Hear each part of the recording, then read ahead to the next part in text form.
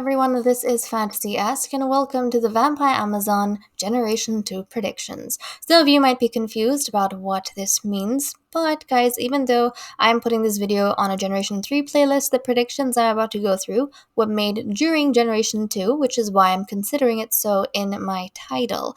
Now, in this video, we're going to be going through the signs our Generation 3 ladies received when they were children, the stories that we ended up making for those signs, or how those signs ended up being fulfilled, and also the comments that inspired me to make those stories. So I am going to keep this video as brief as possible. My slides are quite orderly, which hopefully should help you guys if you decide to pause the video and read through yourselves. I have the signs written on the top with the outcome, so a brief summary of what their story was alongside the signs that they align with, or you guys could just listen to me talk if you want me to do that instead. I mean, this video kind of relies on the fact that I'm talking. But anyways, let's get started with Persephone Cavador, whose signs were llama, Persephone, and books. The outcome for these signs: Persephone was close to Melina, an insulted member of the coven, and fell unknowingly under the spell of a love potion. However, she managed to discover her ailment and find a cure for her romantic predicament. I was inspired for Persephone's story by Alison De Laurentiis, who commented, "There's an insult under mean behavior that implies mother is a llama, so maybe it alludes to someone being insulted." And Dragonwolf Tamer 5, who commented, "The books may be something about her being smart or something about her discovering some old history, and she is the only one of the main cast who does so." Next, we have Ursula Ranarain. Her signs were ghost, statue, and trash. The outcome for these signs: Ursula was influenced by the ghosts of her past and their legacy as powerful vampiresses, which led her to be a stoic believer in tradition.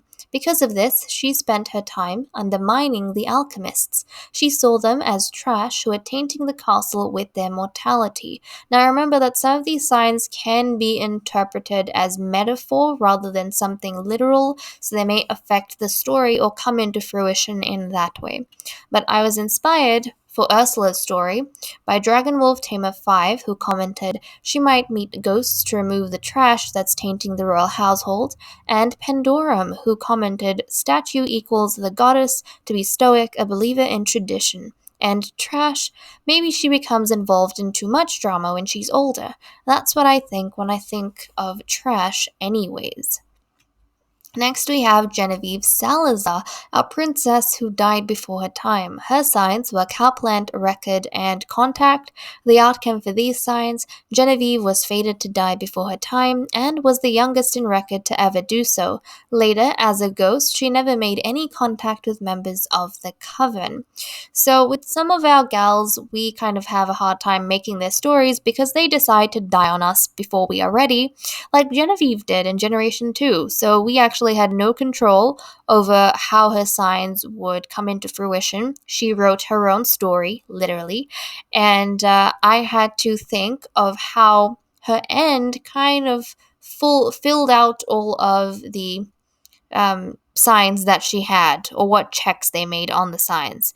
So some of them was a bit of a stretch for me, like Contact. I wasn't exactly sure, so I kind of had to see, did she have any behavior as a ghost later on her own, autonomously, that might have gone into that. And well, she didn't really ever make any contact with anyone, so I thought that fit, but again, it's a bit of a stretch sometimes with our members who decide to die without us having a say in their deaths. How rude of them. But I was inspired for Genevieve's explanation, not her story, her explanation, by Ronald, who said Genevieve's was a cowplant. Could she get eaten by the cowplant? Even though that's not how she died in Generation 2. Some of us actually see cowplant as a metaphor for death, kind of like how we do with the sun, because a lot of the girls who have received the sign of sun have ended up dying. So there we go. That's something we've kind of come across. Next, we have Freya Salazar, whose signs were authority, advancement, and stage. The outcome for these signs: Freya bowed down to her sister's authority and assisted in the advancement of the coven through her skills and harvests. She was a key player in solving the strife that unfolded in the castle grounds. As we know, she was the one who identified the fact that Athena was having an issue in terms of her bloodthirst and that it was tied to Morgana somehow. She also was the one who convinced Nymphadora that our lovely little scholar was the cure to whatever issue our beautiful queen had, our beautiful but cruel queen had.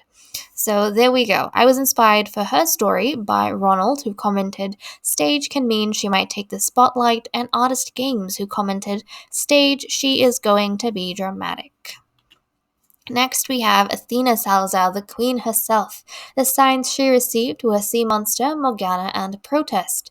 Outcome for these signs: Athena's bloodthirst was fed by a sea monster that Morgana summoned in Brynelton Bay and bound Narcissus' unborn child. Athena protested against many old traditions and weaknesses in the coven under her rule. I know throughout the series a bunch of you guys were disappointed by the fact that I got rid of many traditions, holidays, practices that we had going from Generation 1 and replaced them with a bunch of new things. It wasn't just because I wanted to do that on a whim. I felt as though it fit the story that she was giving us in the form of signs. We had protest from her, and the protest that in my mind fit the best for her background was changing how the coven operated, what they thought like, what they believed in, all those kind of things, just because the coven Athena grew up in was very weak. A lot of political strife and imbalance. There was no clear hierarchy, no clear line of authority and power. Her mother's crown didn't mean much in the big scheme of things because the authority in the castle during her time was kind of split between Queen Narcissa and Lady Morgana, which wasn't a good thing, right? So part of bringing that change about and uniting the vampires in Athena's mind was actually removing and replacing a whole bunch of things that the vampires used to do in the past. I was inspired for her story by Diamond Lover, who commented, "The sea monster means that somewhere deep behind her icy blue ocean eyes are a monster that controls her. Morgana means that Athena is possessed by a devil that takes form in a sea monster, as she was the first daughter from the devil magic." Next, we have Nymphadora Nox, our final Generation 3 lady. The signs she received was Sea Monster, Bed, and Transport.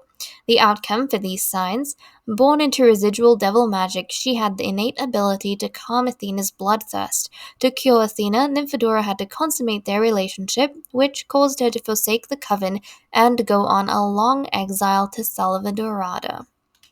I was inspired for Nymphadora's story by Aaron Avalon, who commented, "Considering Athena also got the sea monster sign, I'm wondering if there's some sort of sea monster curse or sea magic at work in their destinies." And Rubus, who commented, "Whoever is possessed by the monster, the other one will either heal her from that monster or fall in love despite the possession. Maybe they have to woohoo in order to send this monster away, and Nymphadora will have to go to Selva Dorada." And guys, that was pretty much it for the video. I hope that helped and you guys enjoyed actually going through what signs our ladies had and how your comments actually helped inspire me for the story. It means a lot when you guys give all these cool suggestions because you guys sometimes think of things that I don't even think of, or you actually help me get inspired and come up with cool ideas of my own. So I really, really appreciate that. If I missed out on something, or if you feel as though another part of the story applied to one of their signs more appropriately than what I currently have, pop that down in the comments below because people always have a read and I will definitely address them there as well. Just a few reminders before we wrap up over here. Please go ahead, follow me on Instagram if you guys would like updates on the merch that is supposed to be coming out sometime this week.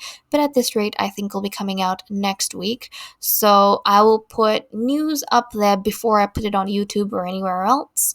But also, we have some fun posts to do with our ladies, and it's just nostalgic, guys. You want to take part in the nostalgia, please go ahead, Instagram Fantasy-esque, okay? And I'm also going to be having another Vampire Amazon video that's coming out pretty soon, so I think it'll be a fun adventure. I'm gonna leave the rest in mystery. I hope you guys have a wonderful day, whatever time of day you see this. I hope you have a wonderful week and wonderful dreams, because it's nighttime for me and I need to end off on a good note. But guys, with that said and done, I'm going to leave off here. Thank you so much for watching. I hope you all enjoyed, and I'll see you all in the next Vampire Amazon video. Bye bye.